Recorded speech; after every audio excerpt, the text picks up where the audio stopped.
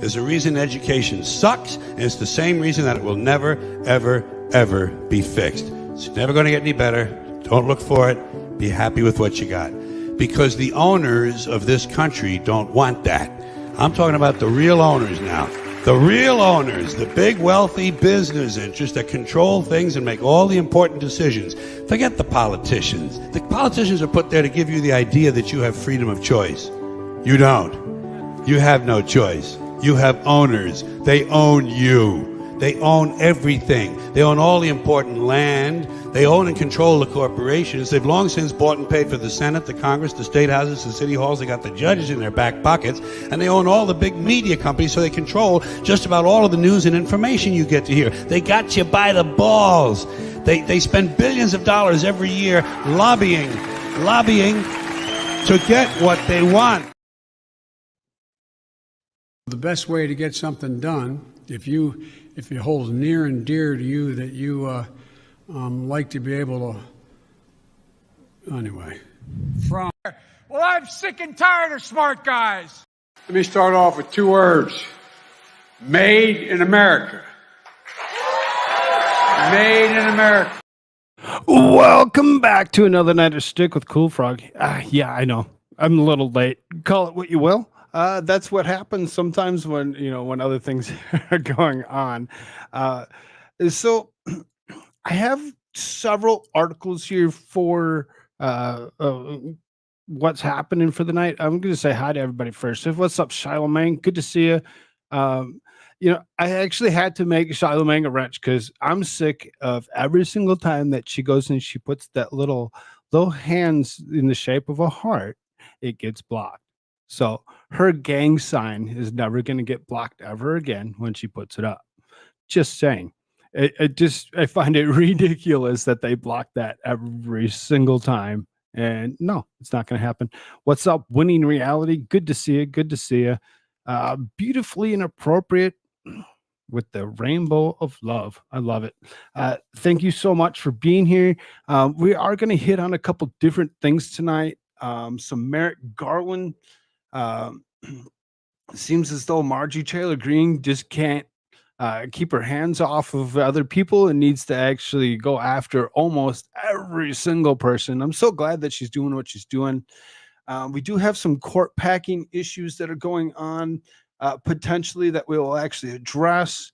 There seems to be somebody that has a vendetta against the United States and making us pay people that were related to slaves in any way, shape, or form. So it's ridiculous how much they're trying to actually get for each individual person for reparations. I just don't see how that's necessary and how that's actually going to work out. I do have a few other things as well, such as it looks like there's some ideology issues when it comes to the left that we'll kind of try covering with some transgenderism to a point. We'll try keeping it to a limit. I do have a clip from 1983 when we actually get into the reparations of what Joe Biden has to say about people packing courts. It's very interesting to see, a man actually doing things that he was so adamant against for the longest time. And then, I do have, if we get to it, if we have enough time, a little map tracker to show exactly where the amount of immigrants coming across the southern border are actually bringing themselves to. It's kind of ridiculous, and there's a lot to it. That being said, 5 of you watching, if you haven't already, please hit that like button for me. Share this out somewhere. Share it to, somewhere where you share your social media. Let your friends know where you're at so they can actually come and join you for the conversation. And maybe they'll actually learn something today. Maybe they won't. You just never know. You have no clue what people are actually able to actually do. So I'm gonna actually go ahead. I don't think I have a video for a bit, so I'm just gonna share a window and get the whole slew of them up here all at the same time. So then here's Ukraine Supreme Court had arrested on corruption charges. This is actually in several newspapers. I had seen it in several different places where you can actually go and find out about this particular person out of Ukraine that's actually being uh, been arrested and be looking at charges. So this is the head of Ukraine's Supreme Court has been detained in corruption charges. Reports on Wednesday have claimed this guy, the Ukrainian judge who heads up the country's Supreme Court, has reportedly been detained by authorities on suspicions of corruption. The official is the latest and targeted in an ongoing purge of the Zelensky administration, which has continually arrested officials and banned political parties since the beginning of Russia's invasion of the country. I want to attempt to actually say the name of this guy, but I really don't know how to actually say it. Zlavod? Sevolod? I just, you see, I'm just going to destroy his name no matter what I do. Sounds like America. According to the report by The Guardian, anti-corruption authorities operating in the country had detained the Supreme Court leader in relation to the bribery charges. Overall, authorities claim that the senior judge may have accepted as much as $2.7 million as part of a single bribe. At this time, the head of the Supreme Court has been detained and measures are being taken to check other individuals for involvement in criminal activity. Alexander Omelchenko said that this guy listing this guy not by his name but by his job description, which is kind of weird that they would actually list him. What? Kind of interesting. Anyway, meanwhile, the National Anti-Corruption Bureau of Ukraine emphasized that the arrest proved that they were taking corruption in the country seriously, with not even those in the highest level of power being immune from being held accountable. So, I mean, what monies is it that they're actually, using to do all this? Is this the money that the billions of dollars that we as U.S. citizens have actually handed out, or from any other country? Because I mean, it seems as though if this is the money that was handed out to this country by us to actually go through with this, and they're actually doing with this kind of stuff with the money, and the stuff that we've already kind of heard what they've been doing with the money, bringing it back into through FTX into the DNC, as well as the RNC. When it comes down to it, you really seriously, what are they doing with the US dollar? They're destroying it. Madcore Mofo, what is up, brother? Good to see you. Approve thought only, please. Thank you, your loving overlords. Well, I can only do so much before just I can. It's right here in the words. I'm not making up words. It's all right here. We are shown through real cases, real deeds, what our priority is. It's top corruption, it's criminal organization, it's the highest levels of power. Speculating on the rest, The Guardian noted that clamping down on corruption has been an important goal for the Ukrainians in their effort to join the European Union. Part of those efforts have also been to de-Russification of Ukraine in the wake of the invasion, with 11 opposition parties, including the largest opposition party perceived as being too pro-Russian, banned by decree for the duration of the period of martial law. The leader of Ukraine's main opposition party was arrested before the war even began, accused of passing military secrets to Russia. So I mean, it sounds like they didn't even there's enough infighting in their own that they didn't even know what to even do, and sounds kind of potentially like trying to eliminate de-Russify Ukraine when you when you actually try to remove something like that and actually make it something that had never existed before, when we all know that uh, the Kievan Rus was a big thing at one point in time, where Kiev, which is now Ukraine's capital, was once at one point in time a Russian stronghold city. What's his name? I don't know. Wubble Double. Oh, okay. This is Wubble Double. He's Yep. Wubble Double. Thanks, buddy. It's so fun. Kids are great.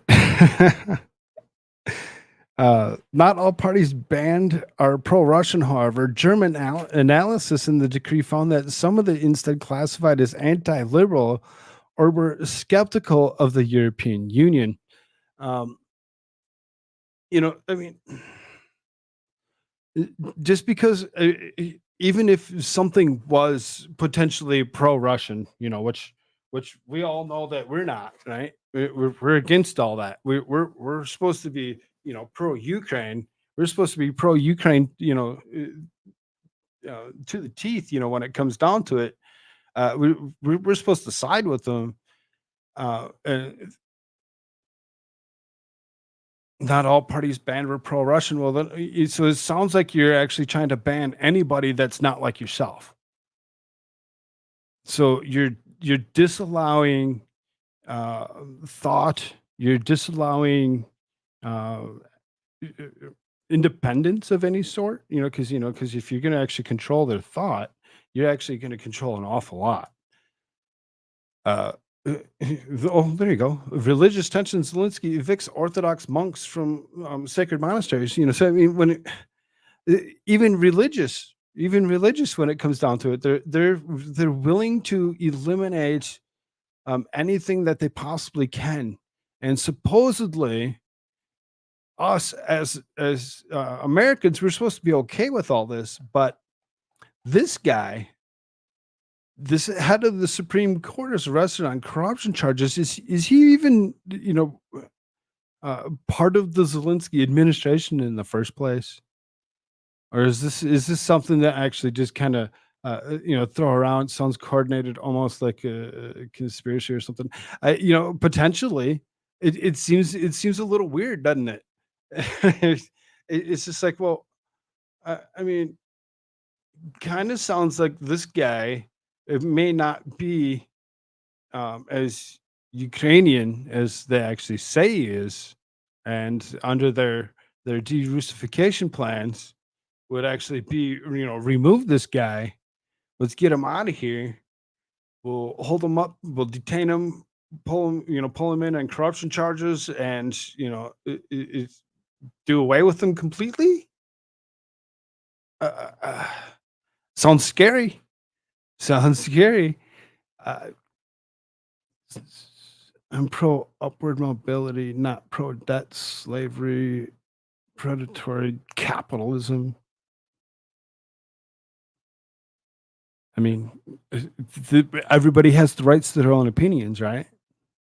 According to this, they don't. According to this, they're actually trying to actually say that you can't have your own opinion, which is something totally opposite of what I was told. Everybody is you have the right to your opinion at all points in time. I'm not going to tell you you can't have your opinion.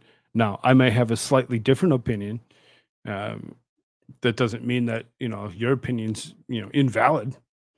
And this sounds like they're actually taking people's and bringing them up on corruption charges. It can be simply just that. So, interesting as that is. So then here's the same guy. This is the same guy. So then you see that last article didn't really actually say how much. This one does. This one says 2.7 million cash. Oh, look at that. That's United States cash. This isn't their money. This is our money. This is our money that they're using to actually. The Ukrainian Supreme Court Chief Justice arrested this week for accepting $2.7 million bribe. This guy is the Chief Justice of the Ukraine Supreme Court, a true man of integrity. Before the war in Russia started, Ukraine was considered the most corrupt nation in Europe. Obviously, not much has changed. The Biden regime has gifted Ukrainian leadership with over $110 billion in US dollars and weapons, and whereabouts of the money has not been audited. In January, the Gateway Pundit reported the Ukrainian officials blowing millions in US dollars on sports cars, mansions, and luxury vacations. And now this guy's coming up with, being detained while taking a bribe for $2.7 million. Now, does it sound like it's like it's not that much of a quote unquote conspiracy? It kind of seems it's a little bit different than that, doesn't it? That's why we have the first and they don't. And we barely have a watered down version of what it once was. Yeah, that's for sure. That's for sure. Because, even me just, doing what I'm doing now is potentially something that they might not like. But, I'm going to continue to do whatever I can to, make of it what I can, so I'm not gonna stop. Just checking here real quick. I am live on Rumble as well. It looks like there's 3 people over there. Hit that thumbs up button for me if y'all listening. Those of you that are interested, there is a live chat and locals. Still trying to work on a schedule for that. We'll work it out.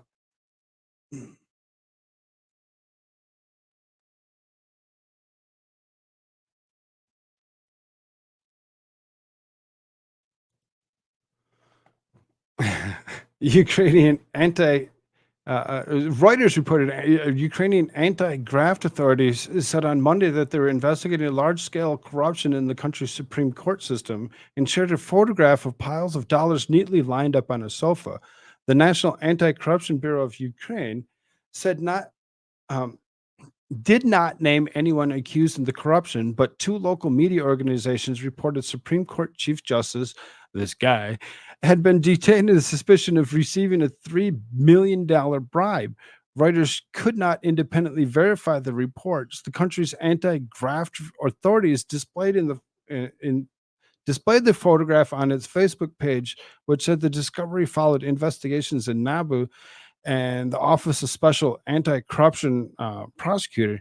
You can see it's not just a small amount. This is large amount of money of US dollars. The enemy of your enemy? Yeah. Ukraine is meant to be a template for nothing we want to any part in. And as sad as that is we see that if you see that in Ukraine, we see that, or we seen that in Afghanistan, we've seen that in Iraq, and we've probably seen that all the way back in places like Vietnam and multiple other places, the Koreas that we've had interactions with for absolutely no reason. We just feel the need to interject at all points in time because that's what we do. It's just what we do. So, lots and lots of money. Let's see here. So then hit on one of these headlines there. So then there's the impeachment week. Marjorie Taylor Greene introduces articles of impeachment against U.S. Attorney Merrick Garland. So now you remember yesterday, if you paid attention, you were here with me, that there was a couple people that were actually brought up on for impeachment as well. So it's something that's going to continue. Sean D, what's up? Says I like money. Well, I think we all like money. I think we all like money. It's something that's that we all kind of need to continue to live, to do almost anything. Confirmed. Yep. So then, again, Marjorie Taylor Greene going after multiple people this week, just an open book on impeachments. She's like, no, we're going to impeach every single person in this administration, as we should, bring them all up on impeachment charges. Let's do it. Let's go. If we can even get one person impeached out of the handful that she's trying to impeach, I'm fine with that. That's all that matters. And of course, that's the main one, the potato, right? On Wednesday, Representative Marjorie Taylor Greene is expected to introduce impeachment articles against United States Attorney General Merrick Garland. Merrick Garland has weaponized the DOJ against Joe Biden's political enemies. He's targeted parents who are concerned about their children's education, targeted Christians and pro-life activists, and raided a home of a president. He must be impeached. According to the resolution, Attorney General abused his position and facilitated the weaponization and politicization of the United States justice system against the American people. In his conduct as Attorney General of the United States, in violation of the constitutional oath, faithfully to execute the office of Attorney General of the United States, and to the best of his ability, preserve, protect, and defend the Constitution of the United States, Merrick Brian Garland continues to materially endanger the justice system of the United States and empower President Joseph R. Biden Jr. to persecute his political adversaries at will. And we've seen this. We've seen this over and over again. The persecution of political adversaries over the last several years. This isn't something that just us, is something that's new. But Marjorie Taylor Greene is actually doing the things that we want others to actually do as well. And that's actually bring people up on charges of the persecution that they're actually doing. Eliminate them from government. They don't need to be there. They need to be removed. And that's what we're going to do. That's what we're going to do. We're going to actually go through some proceedings and see if there's actually, what sticks, who gets impeached, who doesn't. Attorney General Garland has failed to uphold the oath of his, instead overseen denigration of the principles of the Democratic Republic by politicizing the Department of Justice and utilizing the Federal Bureau of Investigation as a federal police force to punish or intimidate anyone who questions or opposes the current regime. According to Greene, Garland completely weaponized the Department of Injustice, leading to the persecution of the less political enemies. This is more from the articles of impeachment. Attorney General Garland issued on October 2021 memorandum directing the targeting of parents by Federal Bureau of Investigation. Garland's memorandum was prompted by a letter from President Joe Biden by the National School Board Association. That letter drew comparison between parents protesting actions by their local school boards to domestic terrorism. Attorney General Garland has declared war on American parents and the constitutional right of free speech. And we've seen that over and over again over the last several years of what they've actually trying to do to our free speech. And when it comes down to the free speech of things, I don't care what words you're using. I really don't. You have the right to the words that you choose. We shouldn't be limiting anybody in any way, shape, or form, regardless to what they're saying. I don't care. I really don't. When it comes down to it, you have the right to your own words, and I should too. At all times. If I want to say you fucking suck, I should be able to tell you, you fucking suck, without you actually coming back at me and being like, oh, he's defaming me. I'm a whiner. I should be able to call you whatever the fuck I want. Attorney General Garland has disgracefully permitted to the Department of Justice and the target people of faith and those seeking to protect the sanctity of life. Garland's Department of Justice refused to designate violent pro-abortion groups such as Jane's Revenge as domestic terrorist organizations. As of early May, there have been at least 85 attacks on pregnancy resource centers and 152 attacks on Catholic churches since the May 2022 Dobbs leak. Many of these buildings have been vandalized with threats such as, if abortions aren't safe, neither are you, making the attacks incidents of suspected pro-abortion violence. And there are an awful lot of attacks on different places and different things. Right on, Koolfrogg. Thank you, Mimsy. Good to see you. When it comes down to all these attacks on these churches or resource centers or whatever it is that they're actually attacking, it's wrong. They should not have the right to actually just go and attack it and say, oh, if abortions aren't safe, neither are you. Well, apparently you're the one that's not safe. You're the one that's going around vandalizing, threatening people, and trying to get people to actually go along with your will. What the fuck? Why do I have to go along with what you say, but you don't have to go along with anything I say? It kind of goes against the first thing of the right to free speech. And I'm not going to tell you can't say what you want, but vandalizing and being a criminal, on the other hand, that comes with repercussions. Just saying. You can say whatever the fuck you want, but stop destroying things because you're like, oh my God, they went against my thought, my opinion. Attorney General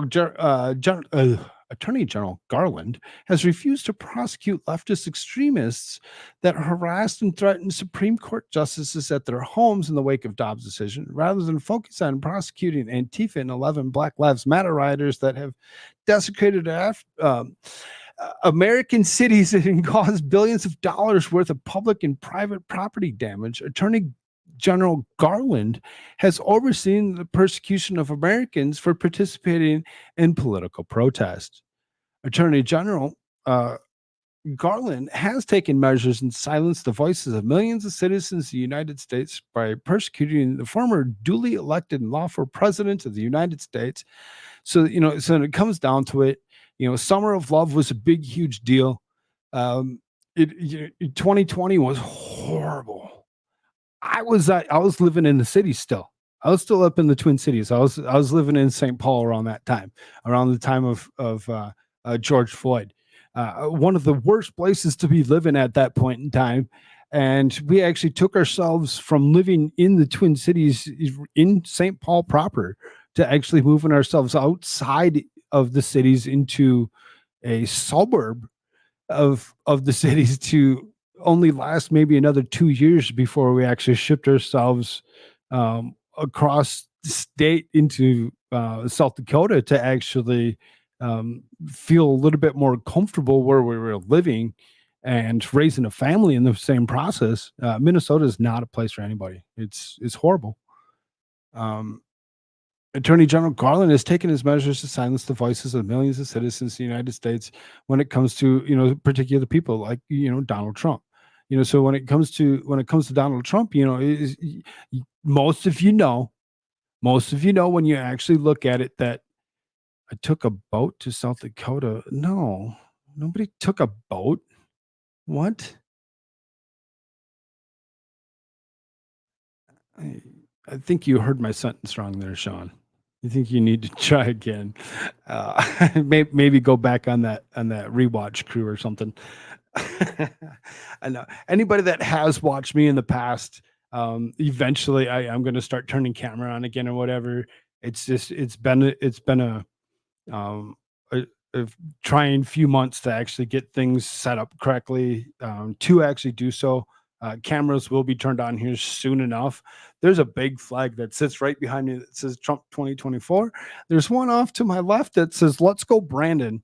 I seriously, I I'm so sick of the political left, and they're telling people what they can and can't say about previous administration. I don't care. We should have the right to say what we want. You said ship to.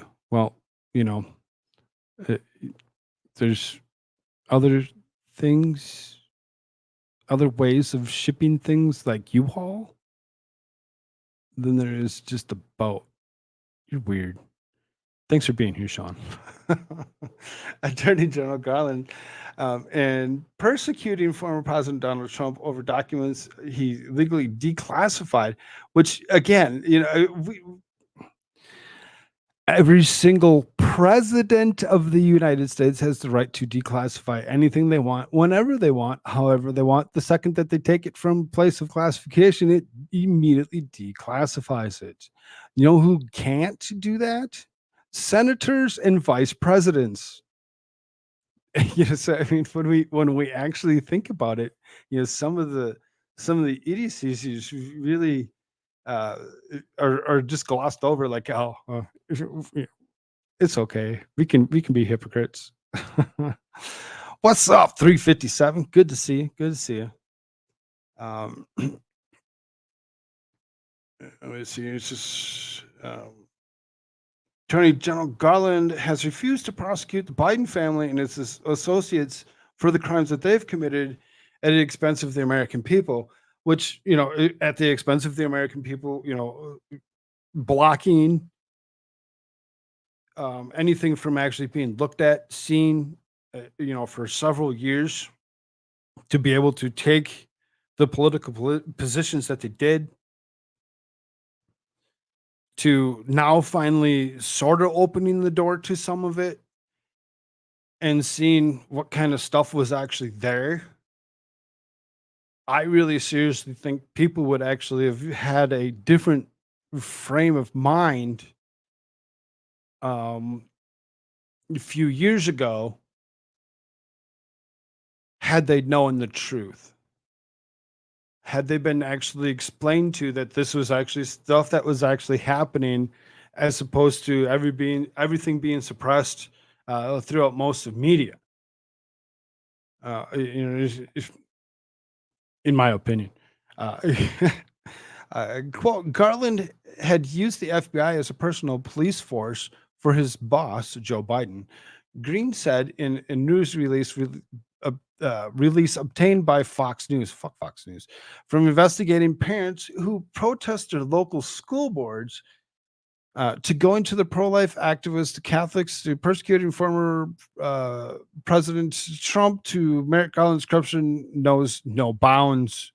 It really seems that way. It really seems that he's actually brought himself to that level of knowing no limit, and there's no bounds on any of it. He's just going to continue to do what he wants. Representative from Green's office told Gateway Pundit that this week will be an impeachment week against the corrupt government officials. So be warned, tomorrow there's probably a good chance that there's another person that we brought up. So, we watched her bring him up, Merrick Garland today. Christopher Wray was yesterday, as well as a couple. There was another, I can't think of what his name is off the top of my head, that she's actually gone after. She's going to continue to go after these people. Oh, what a super nerd, am I right? This guy, I mean, right? I don't want to be super nerd, but yes, I concur.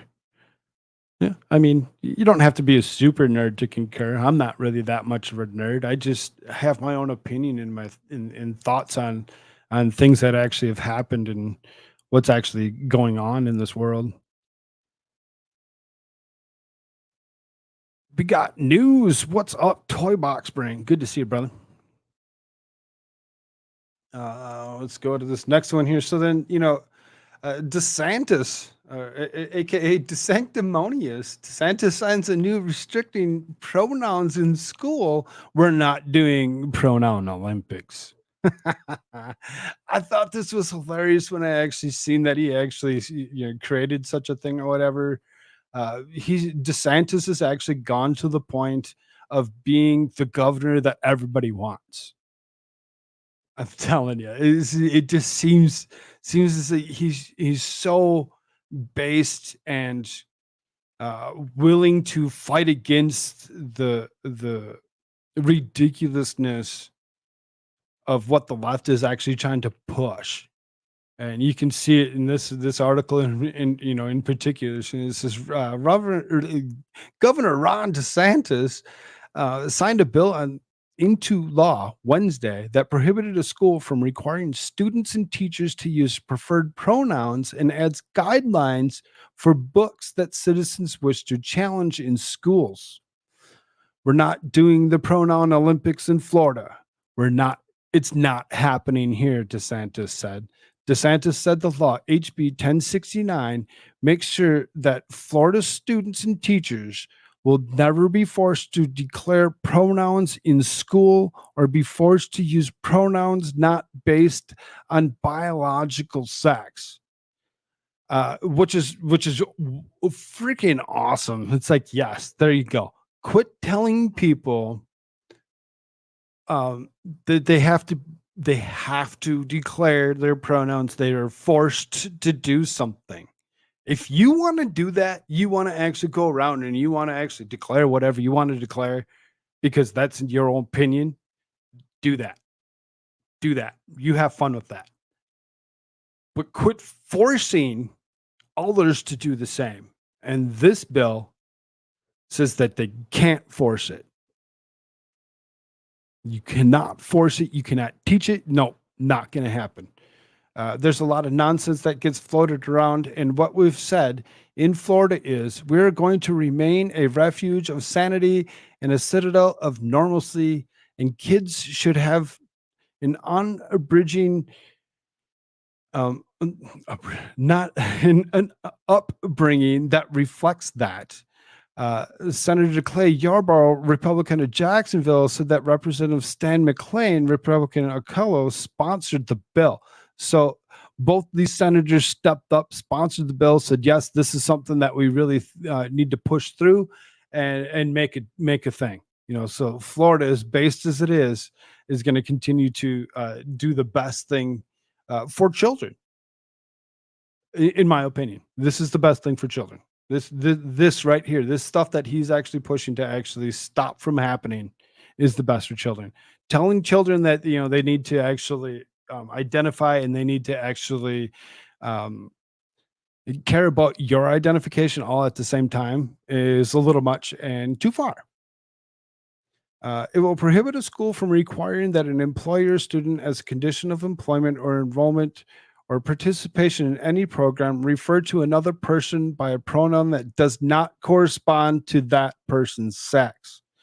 Now, I'm in agreement with this. When it comes down to it, if somebody looks at you and you seriously look like a girl and they call you a girl and you're going to throw a fit saying, no, I'm a boy. Fine. Do that, do you? But don't sit there and be like, no, I'm a boy. And now I'm going to actually take this to the next level of actually screaming, at anybody and everybody that I possibly can to make sure that my ridiculousness is heard. And you need to actually, that way you get removed from your position of employment or as a student of the school. It's gross. It's disgusting. I don't feel bad for the cat people. Okay. The legislation said an employee or contractor of public K through 12 educational institution may not provide the preferred pronouns to a student. May not provide. It's not a shall not. It's a may not. So, being that it says may not, it kind of sounds like, You can, but there's the ability of you doing so. We prefer you not to, as opposed to actually straight up banning them from doing so. A student may not be asked by an employer or contractor of a public K through 12 educational institution to provide his or her preferred personal title or pronouns to be penalized or subjected to adverse or discriminatory treatment for not providing his or her preferred personal title or pronouns. DeSantis said it's inappropriate to force them to try to choose pronouns. And it really is. It's inappropriate to ask anybody to say that there's something that they're not necessarily, or that they don't even understand. If you don't understand what it is and you're being forced to actually say, "Oh, this is how I feel. This is what it is." Whatever. How do you even know? And how does a child even know? There's so many things that children don't know until they're even taught. How sad is it that we have to make a law to make sure people aren't forced to say things against their will?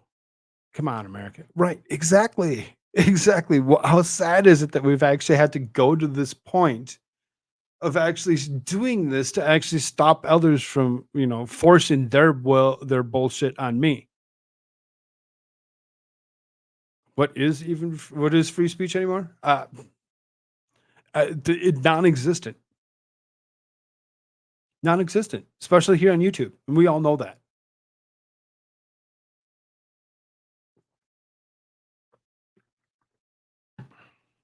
The original country of free speech. Look at us. Yep, right. Exactly. Legislation continues Florida's efforts to increase transparency of a school district instructional and specific materials, adoption processes, and empower parents' control of their children's education. The legislation increases school district transparency and accountability for selecting and using instructional materials and library materials by requiring that district school boards be responsible for the contents of classroom libraries, in addition to instructional materials in school libraries. Any specific materials subject to an objection on the basis that the materials are pornographic, harmful to minors, or describe or depict a sexual conduct must be removed from the circulation of the school where the objection was made within 5 days of the objection until the completion of the objection process. So there's been several newer books that have been written within the last few years or whatever that actually really seriously get into doing this pronoun thing. And it's interesting and something to actually see what books will actually be removed from these libraries, or they even consider books, because some things, pornographic, harmful to minors, and describe or depict sexual conduct. I mean, 50 Shades of Grey. When you actually think about it, there's a line to be drawn in there somewhere, and sometimes we need to actually think about that. Toy boxes, but it definitely is a heated topic when it comes to names and pronouns. Has become such a heated topic. I'm still in TikTok lives, and it's always a topic of contention that just goes ham. Toy box, I watched your show today. I didn't say anything. I wasn't able to, but I was listening. That was very interesting. A very, very interesting conversation that was being had with that young man and the multiple others that he took on. Very interesting. Frog, best joke ever heard. 3 guys tried to decide the best invention ever. Thermos keeps it hot and keeps it cold. How does it know? Thermos keeps it hot and keeps it cold. How does it know? It just does. It's the insulation. Just knows. But only for so long, because if you take the insulated thing and you put it in a room temperature room, and whether it was hot or it was cold, within so many hours, eventually it will actually neutralize itself to the room temperature. So, I mean, it's not like it's intelligent.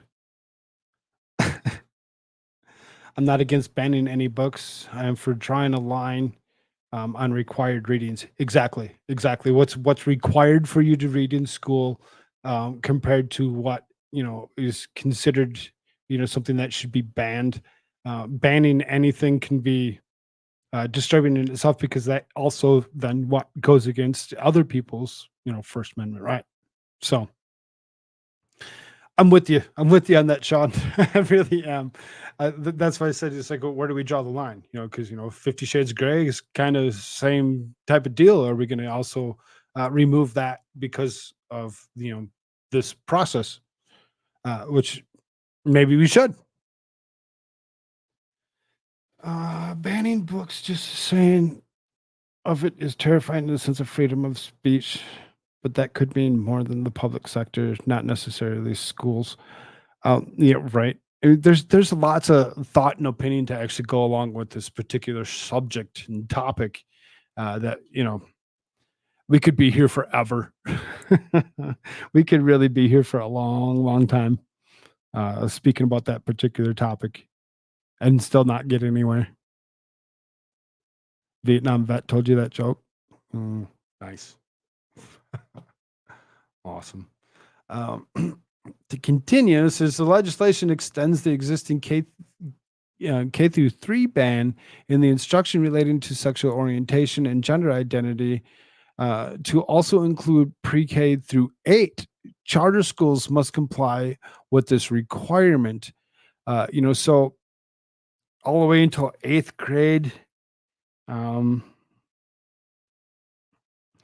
I mean, that's not a bad thought, really, when it comes down to it, because by the time you hit 8th grade, in general, not everybody, in general, you'd have the potentials, the abilities to actually be going through puberty at that time. And maybe actually have more of a thought process. I'd still kind of disagree with 13 and 14-year-olds being able to do it. Just my opinion. Some people are trying to jam it into pre-K to get around that law. So this is pre through K is also goes up to grade 8 because I think that we've seen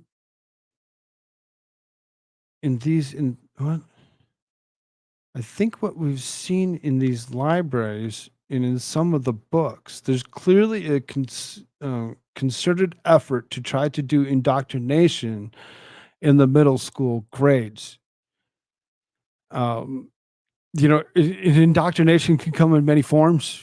So when you actually think about the indoctrination of children in middle school, you could really indoctrinate them to the point of in any way, shape, or form that you possibly can think of. This isn't something that's just simple. In grades 9 through 12, the legislation requires that instruction of sexual orientation and gender identity must be age appropriate for developmentally appropriate for students. If a parent wants to engage in that with their kid at those ages, then that's up to them. But we should not be putting that in the curriculum in school. If a parent wants to engage, why are you not engaging with your children in their schooling? What's up, Vicky T? Good to see you, dear.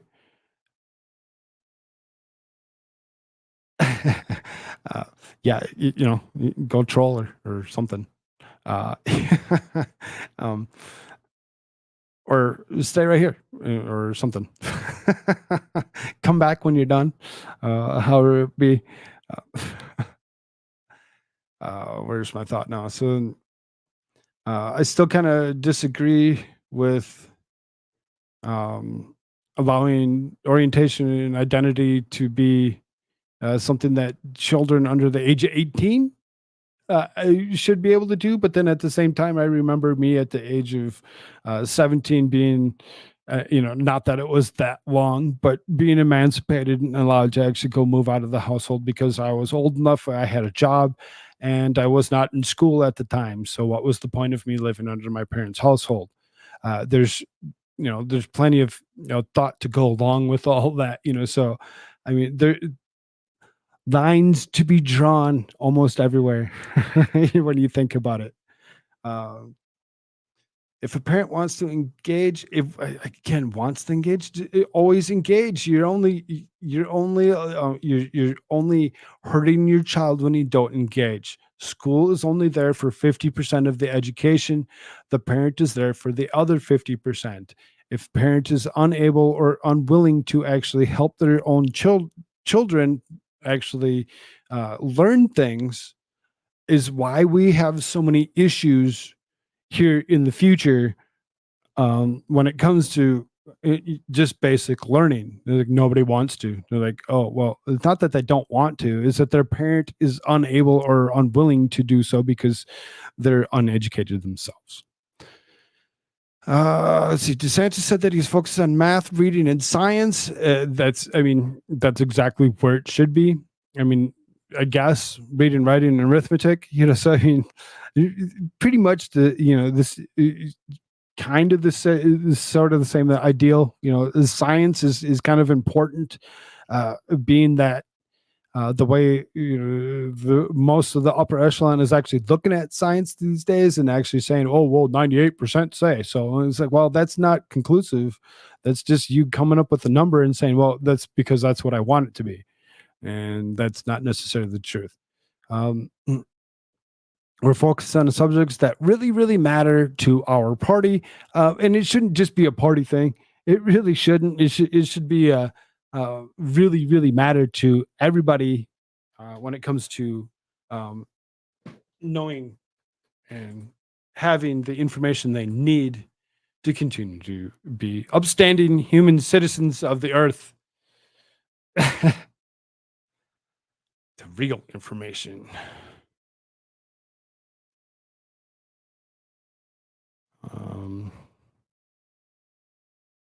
Should be the most important issue, and it seems as that it's overlooked more over and over again.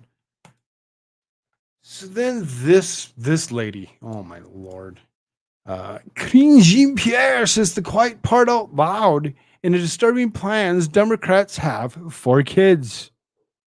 Democrats could hardly be more tone deaf on the issue of parents' rights as they repeatedly tried to claim that the parents' children are not actually their own. White House White House Press Secretary Karine Jean-Pierre is chief among them, and she's now making headlines for her remarks in the GLAAD Media Awards over the weekend in claiming other people's children are our kids and they belong to all of us. Nope, not how it works. They're not your children. My child is not yours. Keep your hands off of him. You don't have the right to him. He's not your child.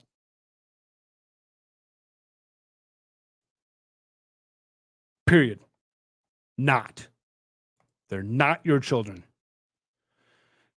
In ranting against anti-trans community bills while speaking with Jezebel, Jean-Pierre claimed that matters because we have to call that out, emphasizing how the amount of legislation is historic. And I've met a lot of parents of trans kids in the past couple of months who have told me these devastating stories. As she lambasted Texas and Oklahoma, states where they're protecting minors from procedures they cannot legally consent to. Parents in these states and elsewhere are now claiming they have to seriously consider leaving their state to protect their children. If that's what they have to do to protect their children, because that's what they are. They're their children, not yours. Not yours. They're not yours. They have the right to protect their child from this government that feels the need to actually throw this big, huge fist hammer down on us to actually, tell us what we need to do and how to do it, when to do it, and we'll be happy doing it. Nope, fuck off. Just know.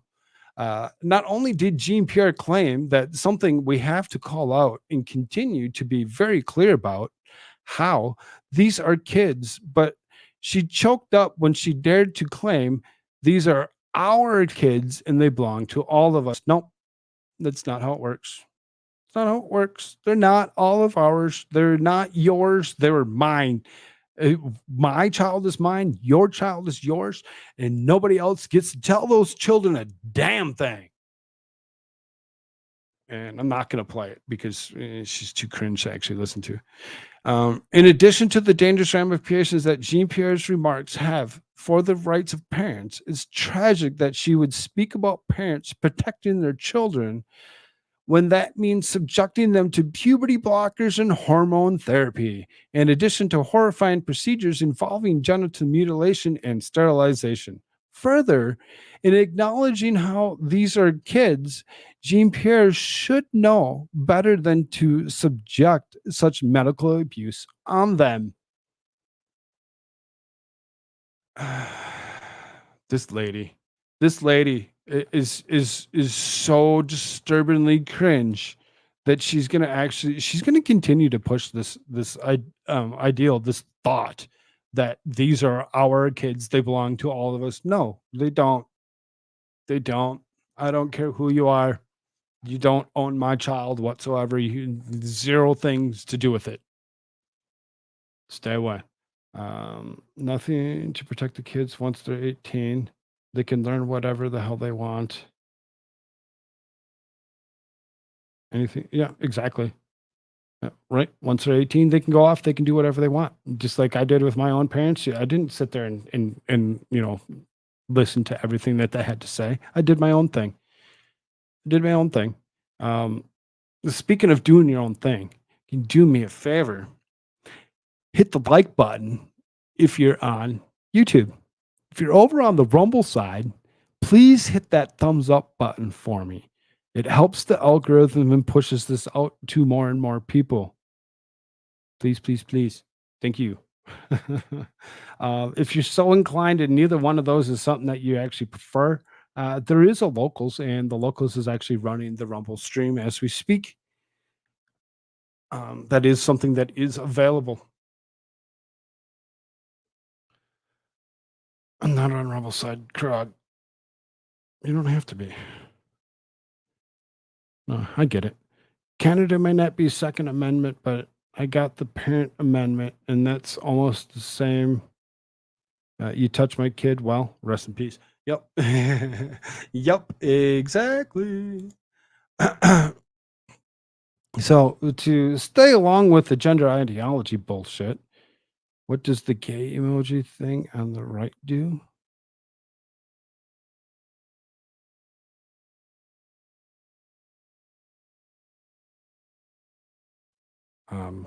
Confused. Offnix. What is up? How's it going over there on the Rumble side? Good to see you. Good to see you.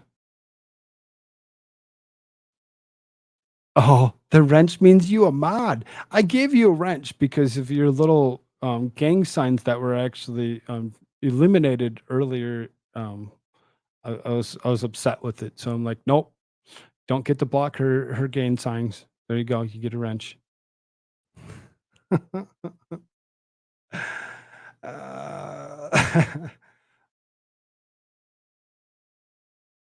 I guess that's only on mobile.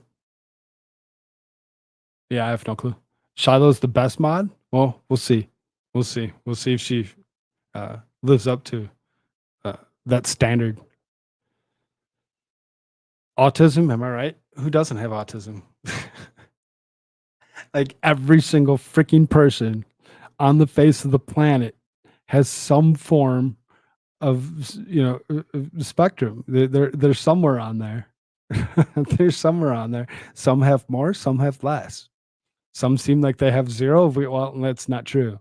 It's just we don't understand all of it, and that's why they keep on coming up with more and more shit. Anyway, tries to riff on gender ideology, and it all goes kinds of wrong. Oh wow, Kamala Harris, way to go! A few days prior to this writing, I saw an article laying on the justification of Joe Biden's decision to run for re-election in 2024. After all, that justification would have been pretty darn convincing for Democrats to run an obviously senile individual who will be 82 years old on Inauguration Day. Given that, you might be asking what possible arguments could exist for Biden to give it yet another go. The answer is simple: Kamala Harris. The vice president remains an anchor around her party's neck, and despite Biden's very visible failings, she somehow manages to make him seem preferable. How, you might ask? By delivering rants like this. Even the Republicans even want to eliminate classes that teach gender ideology, so that we are talking about what we are talking about here, classes that teach women's history. Oh, you weird lady. And most recently, they even went on to eliminate classes that teach gender ideology. Well, so what are we talking about here? Classes that teach women's history, women's equality, the study of the fact that there are still only 25 women in the United States Senate and the body of 100? Oh, way to go, Kamala Harris. I'm glad that you actually can count and you can actually see how many women senators are actually there compared to the men. I mean, does it matter? Does it really fucking matter?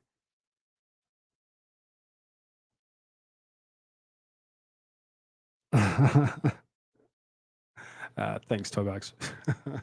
Did you know that meme people are always sharing of the guy blinking and darting his eyes? That is meant to signify being dumbfounded by what you just said or what was just said. Yeah, I'm going to need to dig that one up for this article. Hang on a sec. This guy's opinion piece is great. It just made me laugh so hard that I'm like, no, this is something that definitely needs to be read, because it kind of points out, some legit stuff, as well as, kind of have some fun. All right, let's try this again. Does Kamala Devi Harris actually think that gender ideology in the context of schools is the study of women's equality?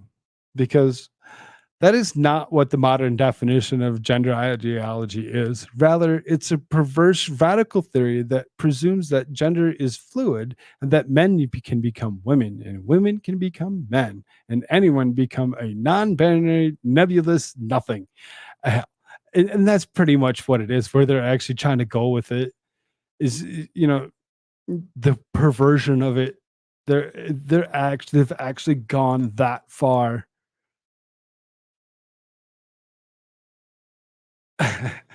They've actually gone that far.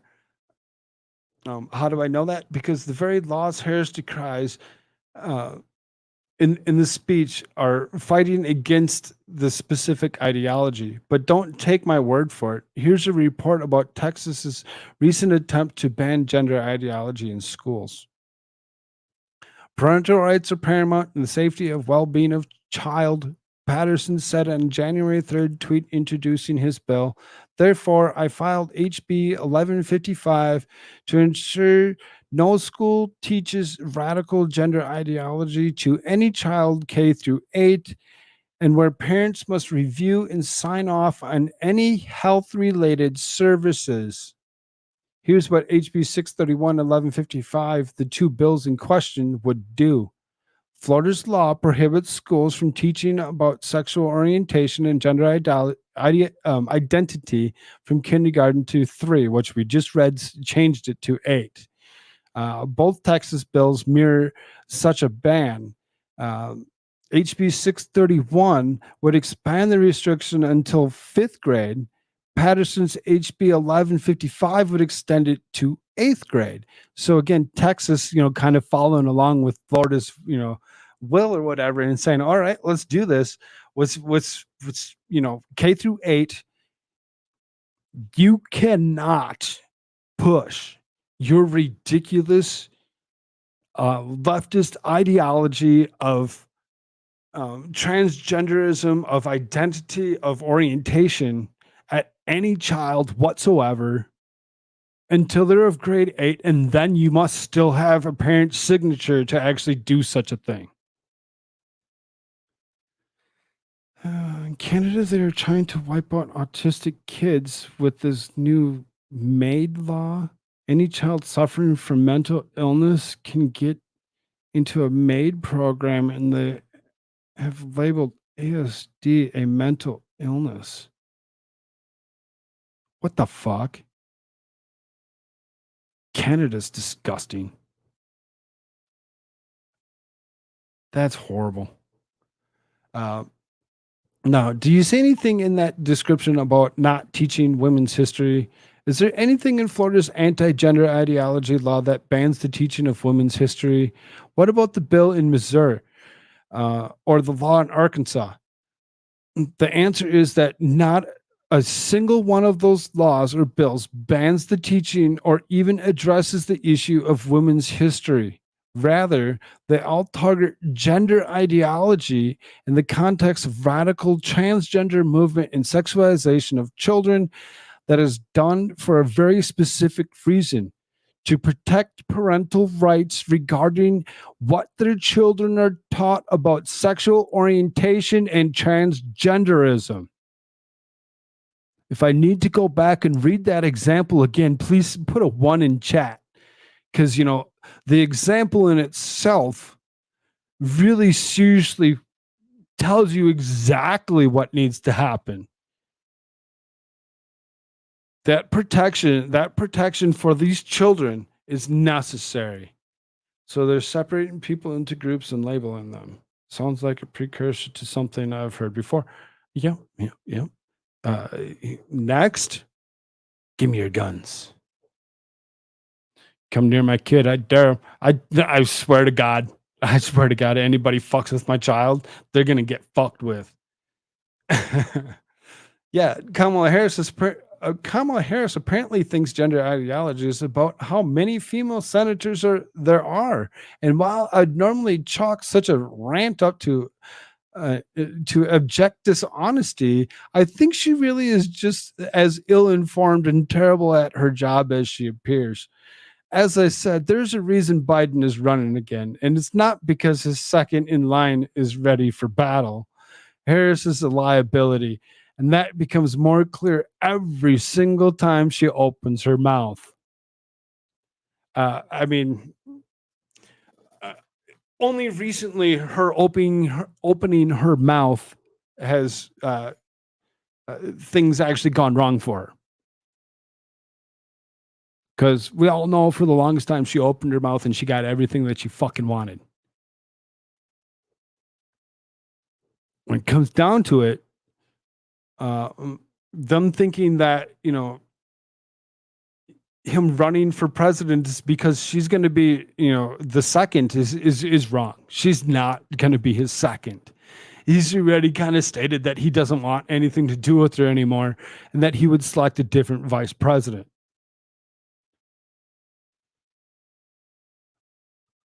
More guns and people come at us. Yuppers, let the bodies fall where they may. God can't sort them out. God can sort them out. Yep. It's gonna happen. We're gonna see some shit happen here real soon, and I really concerned for a lot of people when they actually think that that this government is actually as good as they want it to be. Like, oh, Joe Biden's so good at everything. No, he's not. This whole administration fucking sucks, and we've seen how much it sucks. And now we've seen Marjorie Taylor Greene come through and actually try, disrupting that and impeaching several members of the administration. So it could be fun, could be interesting. I cringe when I hear her speak, and you're right. He's running again because of her.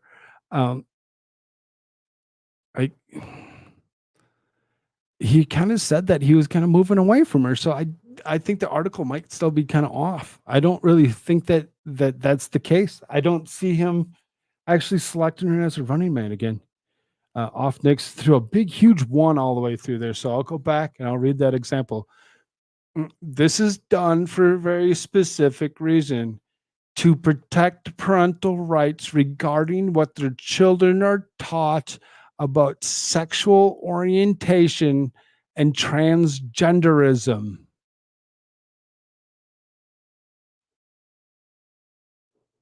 It's exactly what it's for.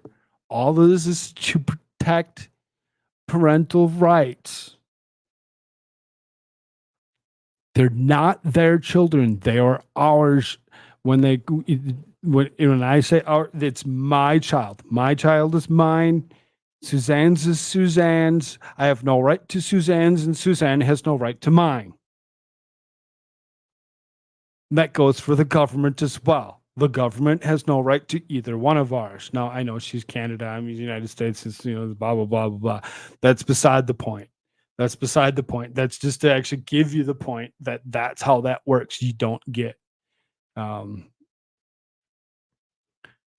hit that thumbs up button over on that Rumble side for me.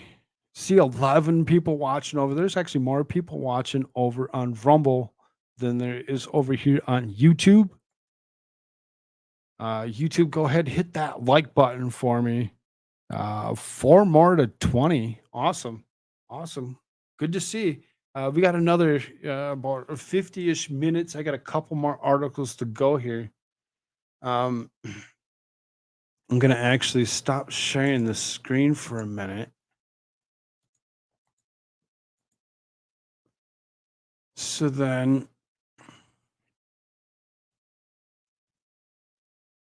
this one, share this real quick. So this is a little 40-second clip from 1983 from then Senator Joe Biden.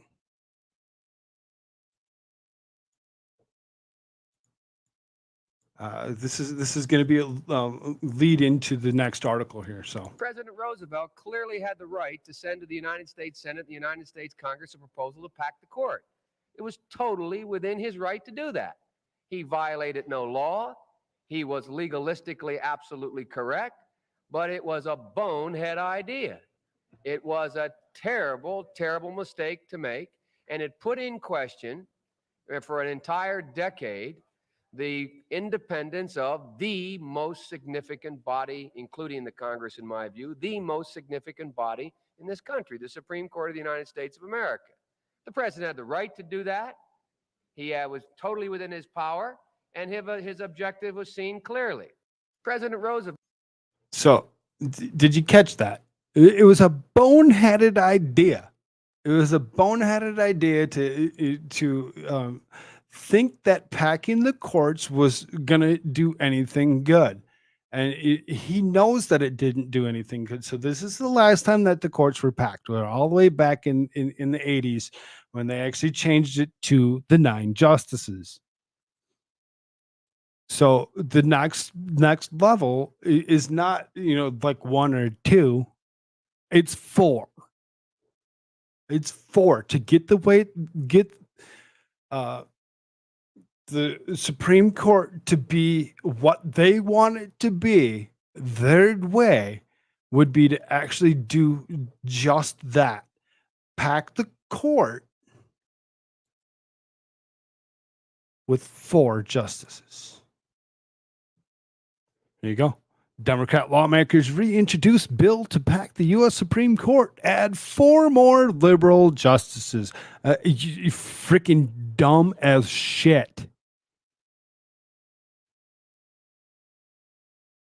Who's the guy behind him in the left?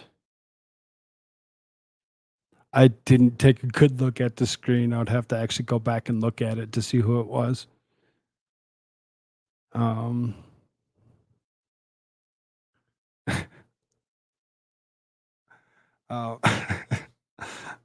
I see you, Charlemagne. Democrat lawmakers reintroduced bill to pack the U.S. Supreme Court, add 4 more liberal judges. On Tuesday, a group of Democrats in the U.S. Senate and House reintroduced legislation that would pack the U.S. Supreme Court from 9 to 13 justices. The court is currently made up of 6 conservative justices that include Justices Neil Gorsuch, Brett Kavanaugh, and Amy Coney Barrett, appointed by President Donald Trump. And 3 liberals after the death of Ruth Bader Ginsburg, and the liberals are not very happy about it. Well, you can be sad, you can be happy, you can be disturbed. It doesn't really fucking matter when it comes down to it. Let's go ahead and let's be a bonehead and let's try packing the court to make it to what we want it. The court is currently made up. Democratic lawmakers held a press conference outside the Supreme Court on Tuesday to reintroduce the Judiciary Act of 2023, which would add 4 more seats to create a 13-justice bench. This bill will delegitimize the Supreme Court. The bill was introduced by Senators Ed Markey, Democrat out of Massachusetts, Tina Smith, Democrat out of Minnesota, Elizabeth Warren, Democrat out of Massachusetts, Jerry Nadler, Democrat out of New York, Hank Johnson, Democrat out of Georgia, Cory Bush, Democrat out of Missouri, and Adam Schiff, Democrat out of California. Don't try telling me this is a bipartisan bill. There's 0 things about this that are bipartisan. This is a straight up bullshit from the Democratic left, trying to push their will to create what they would like things to, how they want things to actually happen. This is not good. This is not good whatsoever. If they actually can proceed to actually get this to actually occur, to actually get the House, or I'm sorry, this Supreme Court packed to the 13 justices, it's going to be horse shit. There are going to be so many freaking laws that will be overturned and changed. Have a great night. You too, Suzanne. Have a great night. We'll see you tomorrow.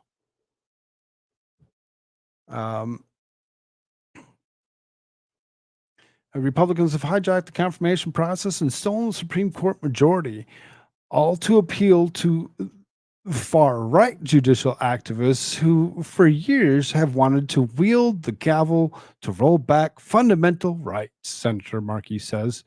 And Senator Markey can, Democrat out of Massachusetts can go and, suck a fat one for all as far as I care. To appeal to the far right? Sorry, there's no far right. There's the far left and then there's the right. I really don't believe them when they actually say there's the far right. The far right does not exist. No freaking way. Each scandal uncovered, each norm broken, each precedent-shattering ruling delivered as a reminder that we must restore justice and balance to the rogue, radical Supreme Court. It is time to expand the court, he added. So, Senator Markey's big words of let's just do it. It's time to expand the court. We need to restore justice the way it was. We need to bring balance, the balance to this rogue radical Supreme Court, because, the rogue and radical, it just doesn't really actually sound right to me.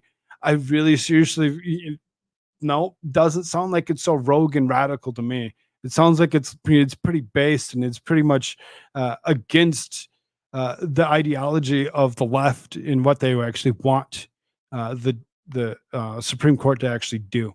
So let's hope that this whatever bill that's being passed through actually doesn't actually occur, that the Supreme Court doesn't actually fall to the whims of the ridiculousness and be turned into the leftist court that it would be. It's kind of scary to think that how far they could actually bring it. Markey also called Justice Clarence Thomas to resign, or just like everybody fucking else. Everybody keeps on, Clarence Thomas needs to resign. Oh, he's racist. He's that. He's the other thing. Yeah. Ultra MAGA Justice Clarence Thomas. Yeah. Let's go after him. Let's go after him because that totally makes sense and goes totally against the fucking narrative. It just don't make sense to me. The Democrats ramp up their harassment campaign against Justice Thomas because the ultimate goal is to expand the Supreme Court. Justice Thomas resigned from the Supreme Court in the United States. Markey said during the press conference, "We have to remind him that we have a system of constitutional checks and balances, not checks for balances. That is what we must now fight to ensure happens in our country. The court has put all these rights of all Americans, but especially those of people of color, women, immigrants, and LGBTQ, rural, and low-income communities at risk." I'm a low-income community. Excuse me? You're gonna go and you're gonna tell me that I'm at risk as well as all these other minorities that are out there that you want to actually label as minorities because that's the way you feel about it.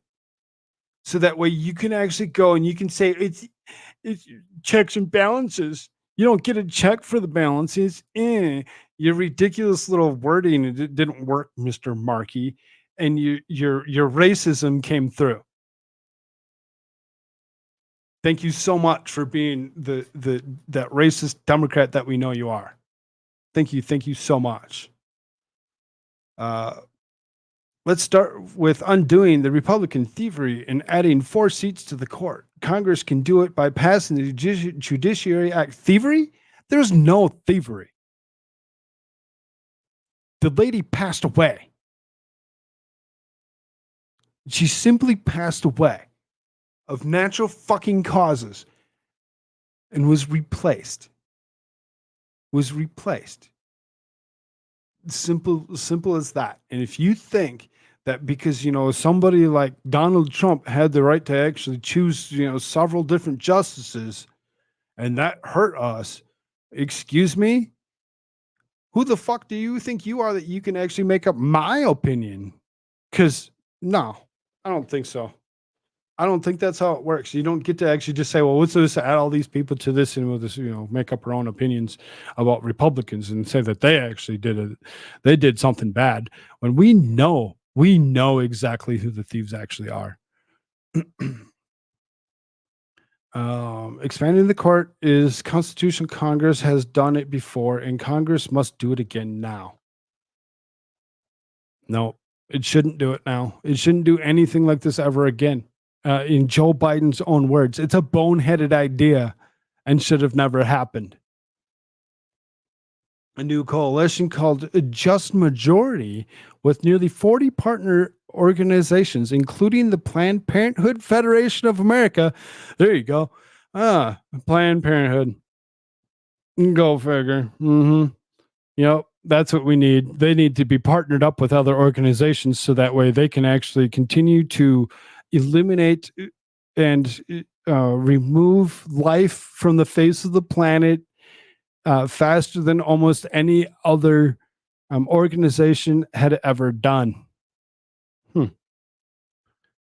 And American atheists as supporting packing the Supreme Court. So there you go. Yeah, there you go. The atheists are like, oh, Catholic.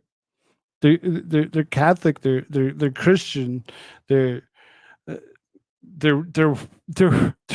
white, they're cis, they're married, they're this, they're that, they're the other.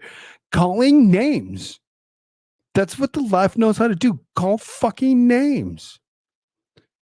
To make big noise before election time. Yep, exactly. It's coming quick.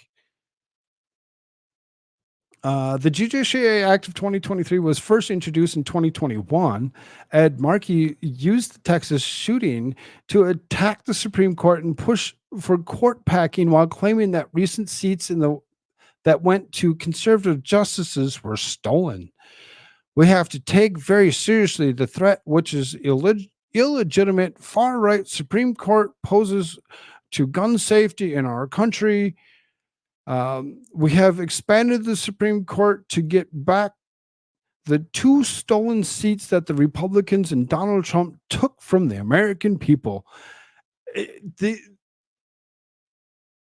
ignorance of these people to believe that is exactly what happened, that he actually stole such a thing. But then go back and actually look at anything else that happened within the last 3 years and believe that was totally legit.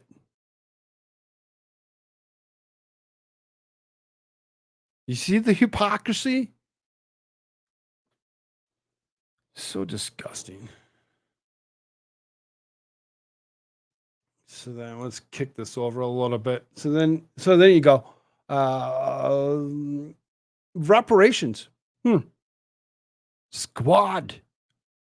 The squad demands $14 trillion in federal reparations for descendants of slaves.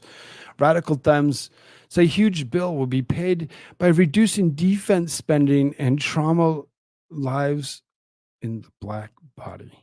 Or lives in the black body. I mean, are you kidding me? Reduce defense spending? We've been sending billions and billions of dollars to defend another country. And now you want to take away the defense dollars for our own country and say, well, we needed to give it to these other people. We needed to give to these other people that we believe potentially deserve reparations because they were descendants of somebody that no longer lives.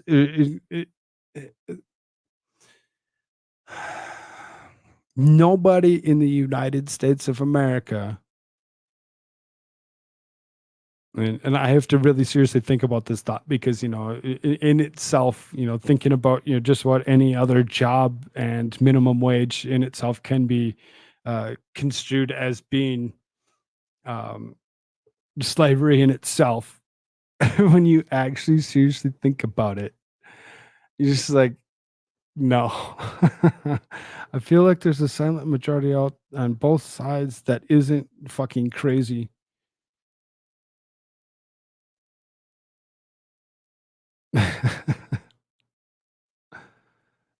We need to stop putting narcissists in public office. Well, I mean, yeah, potentially. Oh, shoot. I'm sharing the wrong screen. Yeah, let's share this screen.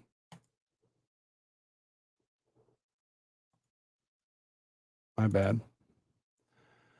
There you go. Resolution states the U.S. has legal and moral obligation to provide reparations for the enslavement of black people and calls for $14 trillion to be paid, at least the amount of black-white wealth gap. The wealth gap? There isn't one. There really seriously isn't one.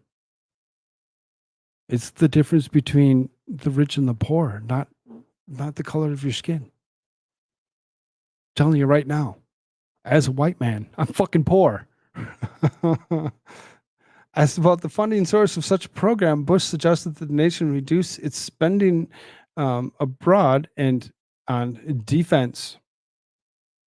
So I mean, they got one thing right. It's reduce the spending abroad, but at the same time, let's take the billions of dollars that we actually sent.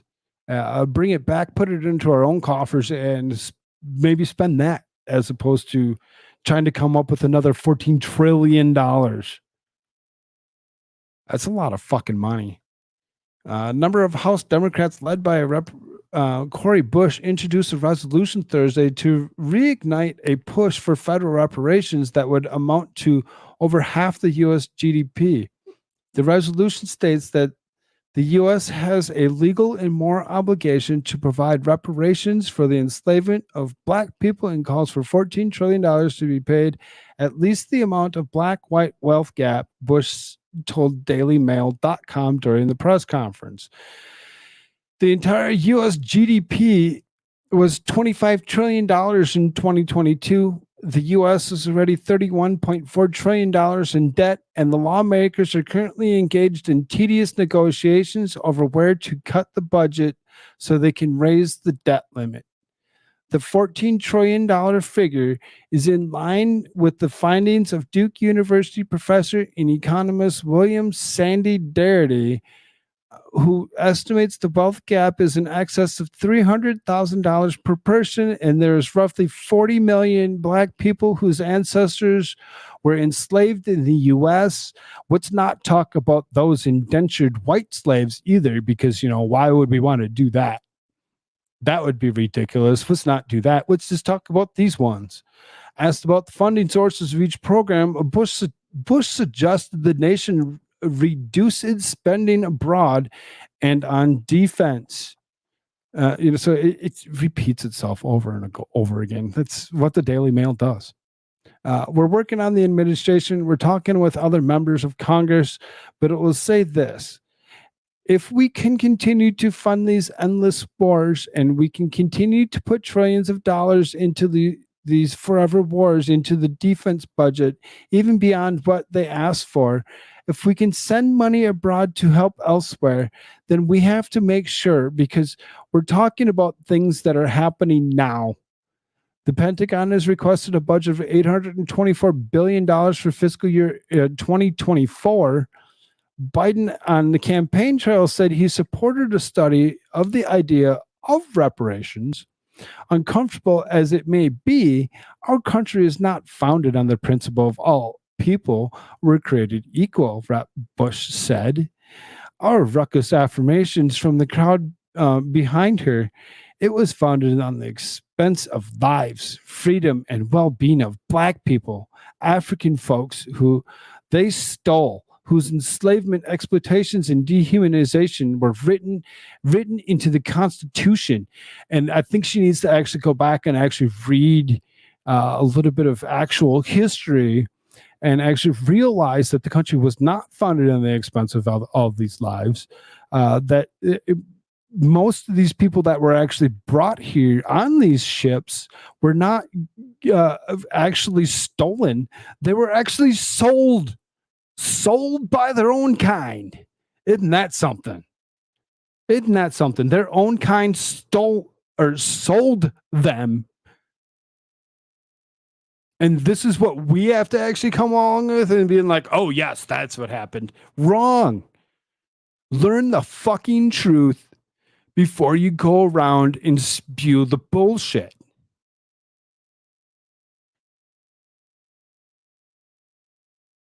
Tough crowd. It's fine. Crowd can be tough. It's, middle of the freaking night. And that's what happens. It's fun. It was founded in no, I can read that one again. The truth is, slavery and discrimination are not a minor or insignificant part of our country's development. They are integral. They're integral, really? You're saying that it was something that was necessary. Okay. The truth is, slavery and discrimination are not a minor, insignificant part of our country's development. I get it. Our forefathers actually, held slaves, multiples, in multiple different shapes and form. It wasn't that they just had one particular, style or color of slave. It's not how it worked. Bush was flanked by activists and a number of other House Democrats. Summer Lee, Democrat of Pennsylvania. Rashida Tlaib, Democrat of Michigan. Jamal Bowman, Democrat of New York. Barbara Lee, Democrat of California, who is running for Senate. Bush cited a litany of ways in which Black people continued to live under slavery, citing that Black and white wealth gap, voter suppression, segregation, redlining, and disparities in health. Well, when it comes down to it, don't you think that some of that was actually kind of, directed? I mean, look at what Planned Parenthood's been doing for, decades, generations. Look at all these other things that are out there. Because I don't like the one that where they actually push the voter suppression one. That one's ridiculous in my mind. You need an identification card for everything else in life. When I say everything else, I mean everything else. If you want to buy a pack of cigarettes, ID. You want to do something, you want to go fishing, guess what? You need an ID. You want to do just what anything or everything, you need a motherfucking ID. Why is it suppression when it comes to voting? That just does not make any fucking sense. Research has shown this is from the generation to generation trauma lives in the body and lives in the body and lives in the blood vessels and lives in the DNA and the cells and the mind. What? What the fuck did you just say to me? That didn't make freaking sense, didn't make any freaking goddamn sense. He went on. So when we talk about disproportion impact of heart disease, high blood pressure, diabetes, and so on, stress, when we talk about that, it's directly connected to our historical oppression in this country. No, it's not. Diabetes goes in the high blood pressure and the heart disease goes along with the abilities to actually get good food and actually exercise. Sitting on your fat ass eating high fructose corn syrup all goddamn day is not going to be good for you. And if you think that's what's actually holding you back, well, maybe you should look a little bit closer and see what's actually going on. Bowman then compared Black people fighting to freedom of other nations defending themselves. I watch with pride and support when I see the Irish fight for Ireland and the Italians fight for Italy and the Jews fight for Israel and the Palestinians fight for Palestine. I love that. Black people are fighting for our sovereignty in the same way. Really? So then if that's the case, we're all Americans. Every single one of us are Americans. We don't get to add another word to the front of that. Adding any other words to the front of Americans should not exist.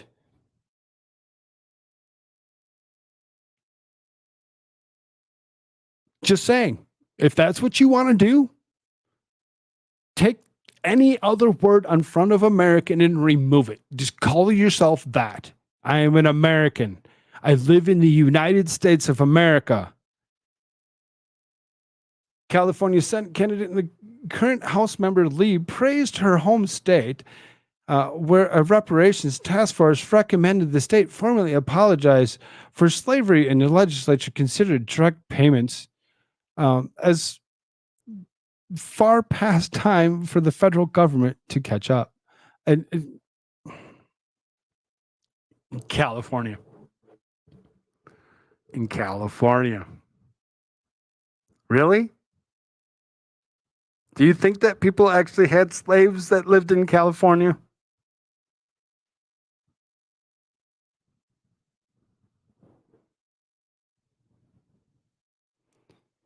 What?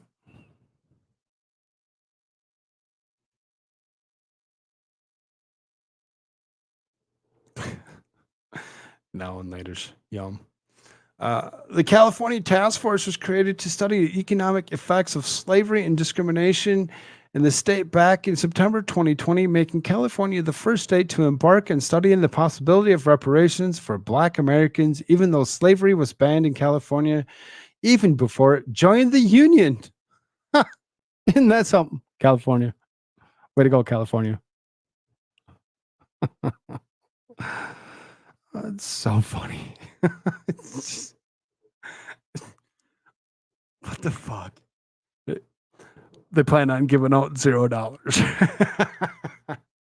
The group formally approved the final recommendations of the California legislature last week, and some of which had been seen as controversial. The suggestions included payments of minimum of $360,000 for Black Californians.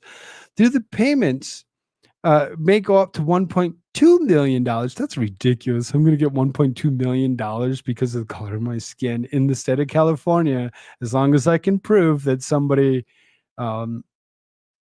held one of my ancestors as a slave. You got to show proof. Show proof. How do you show proof? Where do you go to show proof? What, 23andMe? Is that what they're gonna do? Is submit to a DNA test so that we can actually get you what we need? Ah, is that what they're gonna do?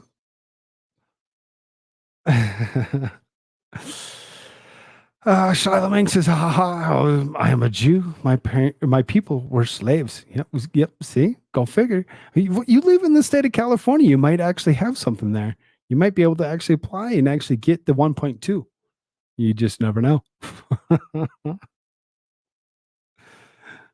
uh,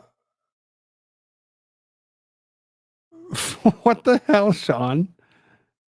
We don't talk like that in my chat. You know better. Come on now.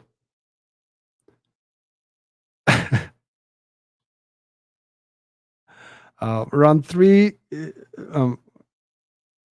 Wait. Another recommendation would give the control to local land use decisions to state agency that would approve plans based on whether they maintain or decrease segregation.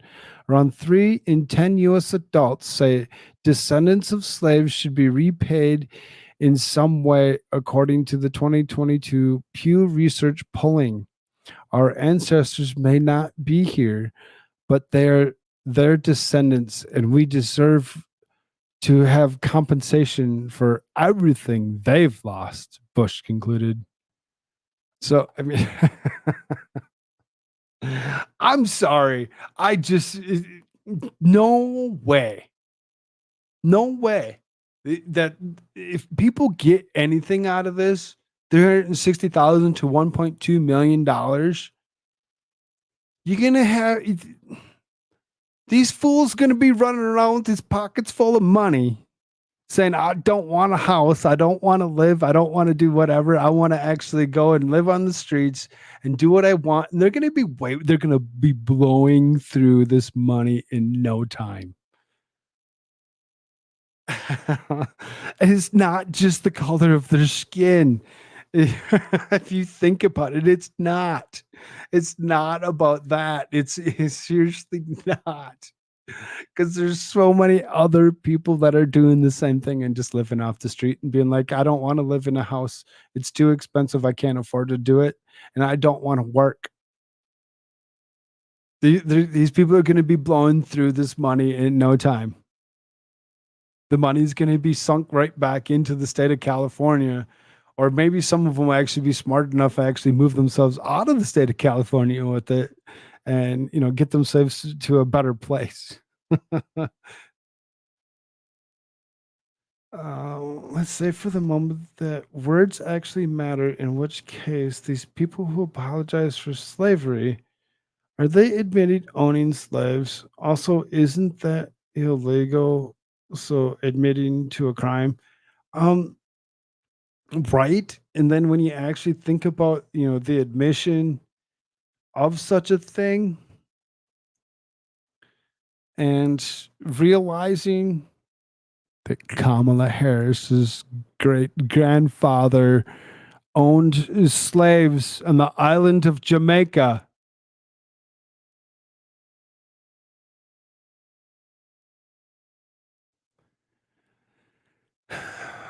The hypocrisy, the ignorance of the left and the bullshit to go along with it.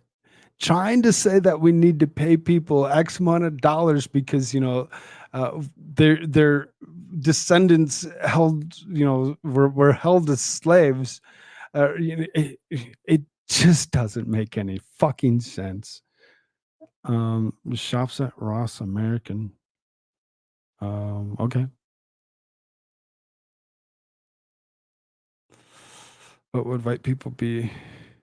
You got to be fair. I guess. All right. Well, one more thing that I actually had here before we actually do take off. So we've actually spoke about this issue a couple different times this week. Title 42 actually ending no longer being a thing. So this is map tracks illegal aliens. Biden regime is strategically placing across America. They're moving to your community. And when you actually look at this, you actually go down. I'm not going to read the whole thing. I'm just going to go to the map because, that's kind of significant when you can actually see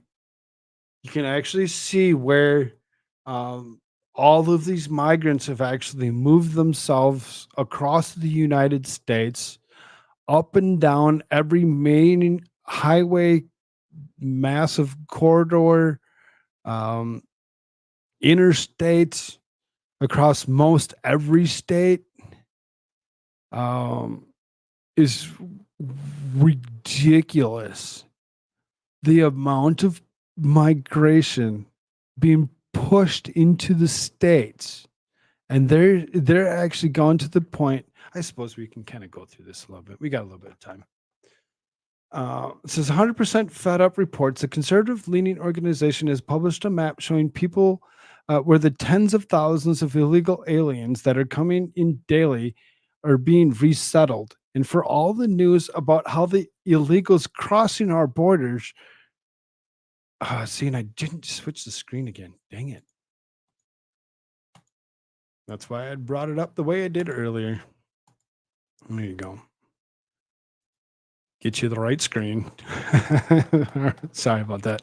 Then we'll start over again. So you can see the map tracks illegal aliens based on this, that, and the other. So there's the map.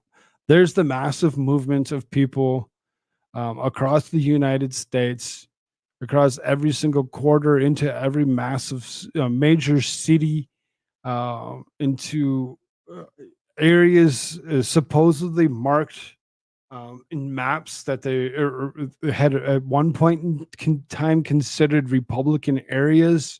Like they're actually bringing people to certain areas on purpose. And now that not all of it's going to actually happen. You can see the triangle between Dallas and the other major cities in Texas. Just a massive, huge clump. You can see like massive. Almost look at California, large chunks. You can Minnesota, same way. Wisconsin, same way. Florida, look at this corridor all the way up through New York, New Jersey area. When you actually see that amount of people clumped together, this is going to be a game changer for a lot of things coming into this coming up election. So let's clip through this if we can. So this is 100% Fed Up reports.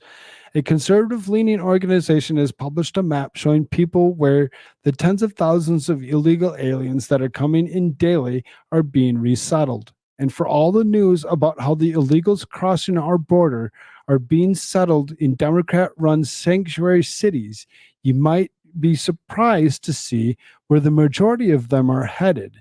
Once you leave the left-leaning NGOs who are responsible for facilitating the aggressive and seemingly unstoppable invasion of America, the Heritage Oversight Project and Heritage Border Security and Immigration Center partnered to track where non-governmental organizations are resettling migrants as the Biden administration has been forced to largely delegate the task due to an unsustainable number of migrants crossing the border.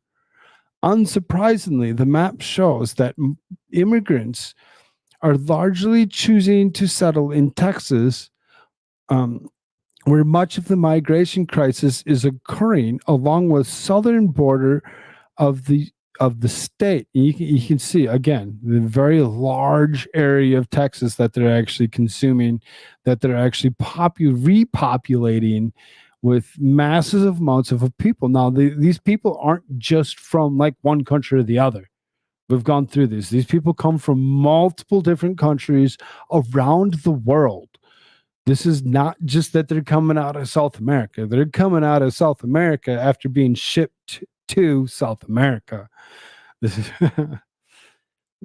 if you've seen McGregor, I'd be like, get your potato ass out of my face. That map. I know, right? It's ridiculous. Still, a significant number of illegal immigrants have settled in the states in the east of Texas, including a large smattering in Florida and along the northeast coast. By studying 4 different investigative phases, the organization has able to determine where migrants were being settled by geofencing phones that were handed to illegal immigrants that are supposed to be used to report their immigration officers prior to their arranged court dates. You see that? You see what happens when you actually go ahead and you take a free government phone? Could you imagine what happened when everybody got an Obama phone? Because they're like, oh, I can't afford a phone. I'm going to go get the free one. What do you think they did then? Do you think they did the same thing? Here you go. Phase 1 involved geofencing. Geofencing is a technique used by True the Vote to track ballot traffickers working with NGOs to steal and very reliable tracking sources used by law enforcement was mocked by Democrats. The map below shows the physical locations of Valverde Border Humanitarian Center and the Del Rio Customs and Border Protection Station.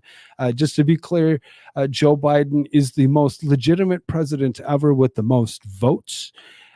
There's no doubt about that.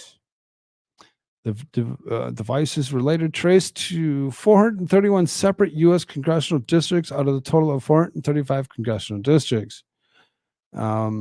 Phase 2 map.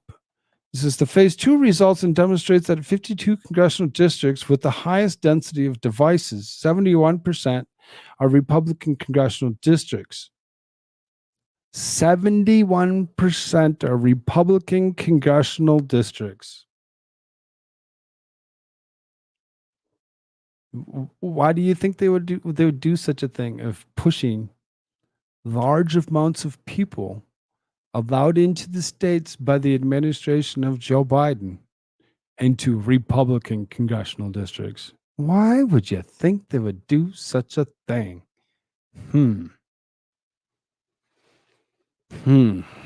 Wow. It's an amazing thought, isn't it?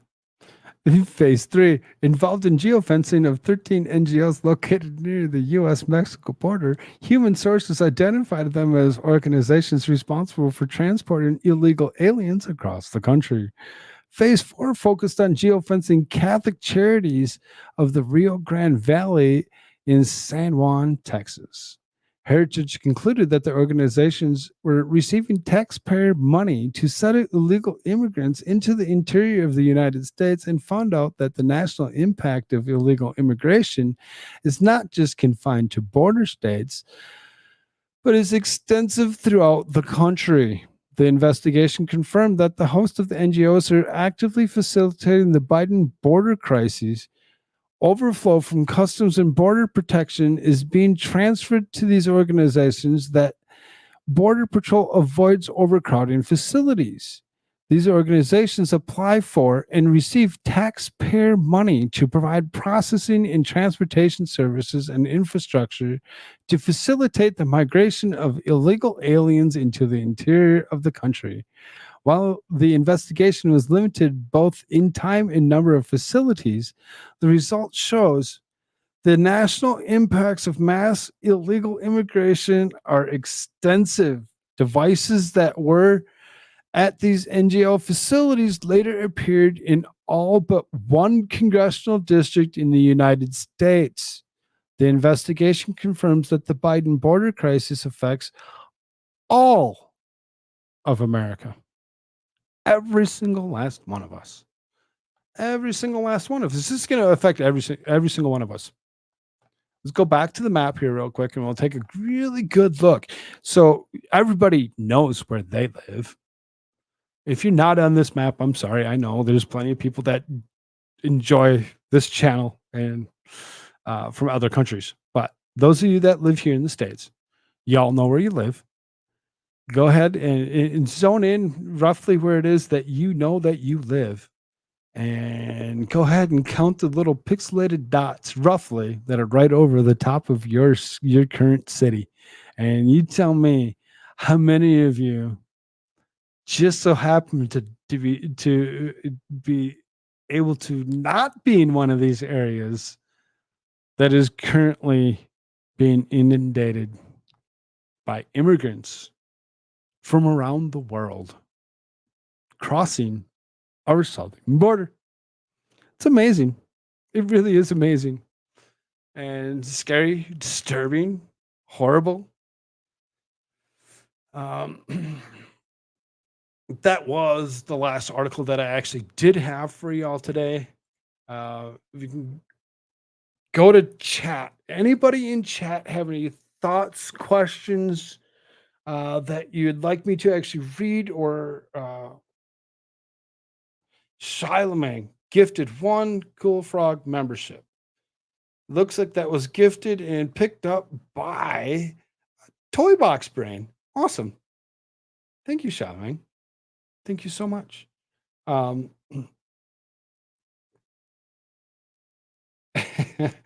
Nick says your country used to be confusing. Now it's just confused. As business a big part of culture right now, wouldn't reparations would have been go to the owners of the losing asset due to freeing the slaves as well? Fairness being as is. Yeah, it's kind of a right. That was kind of a toss up, isn't it? Shilamang again for another Koolfrogg membership. Welcome to the Frog Army. Looks like that actually went to Miami Spice. I don't know if she's actually with us or not, but thank you so much, Shilamang. What? No, it's not what you heard, Sean. What the fuck? Not what you heard. Your country used to be confusing. Now it's just confused. That's a good line. That's a good sentence. Thank you very much, Koolfrogg. It's better to get through the news with you and chat. Awesome. I'm glad that y'all actually enjoy this and actually like me doing the news. I appreciate it very much that that you all do show me the love and support that you do. I heard it. Who has me blocked on here? I'm not seeing someone's comments. LOL. Somebody have Sean D blocked? Interesting. I wonder. I did see the Stephen Farrington. Hello. Glad that you're here and glad that you made it. Everybody be sure that you hit those thumbs up buttons, those like buttons, those things that need to be happened so that way we can push through some algorithms. There you go. Shiloh says not I. I don't know who it is that's actually can't see you, Sean, but we'll see.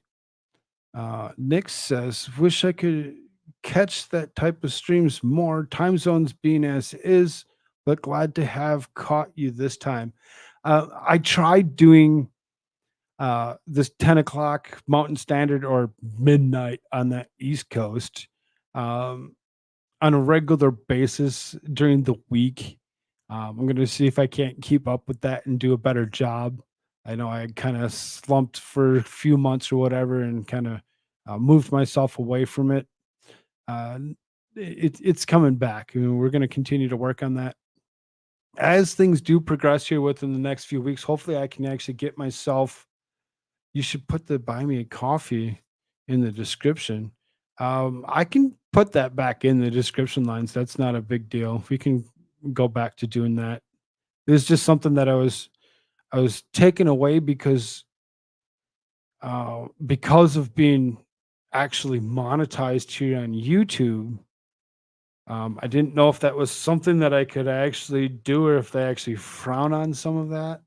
I didn't want to actually take away from YouTube in itself.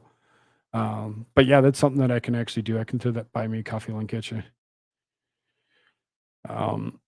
That'll happen after we end the show here. So I'd also happen to see you come back. Thoughts on Bigfoot change since we first talked? Nope. It has not changed. Still have the same thought process on that. Whatever works, Frog. I mean, I can try to. I haven't actually. Let me see what I can do. I haven't actually used the Buy Me a Coffee in a few days, so it's going to take me a moment to actually log into this. Let's do this real quick. And it needs to authenticate itself. It does a weird email thing. I don't know. Log in. Get this link. Yeah, see, nobody's used it in a few months. But buymeacoffee.com/Koolfrogg is that link.